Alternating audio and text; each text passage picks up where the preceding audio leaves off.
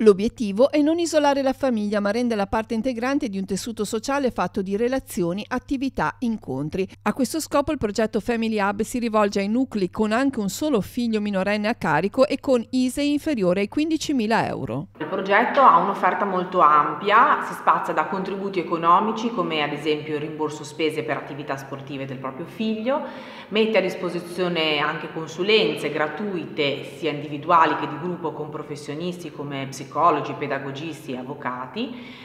Inoltre è possibile sempre gratuitamente attivare una figura educativa a casa per permettere al genitore di conciliare i tempi di vita e i tempi di lavoro. L'iniziativa è promossa dal Centro Famiglia Tigullio, coinvolge la conferenza dei sindaci dell'ASL 4 Chiavarese e diversi soggetti del terzo settore, Consorzio Tassano Servizi Territoriali, Comune di Chiavari, Consorzio Agorà, Cooperativa Lanza del Vasto, Villaggio del Ragazzo. L'offerta non si concretizza solo con un aiuto materiale, ma anche attraverso incontri informativi e formativi.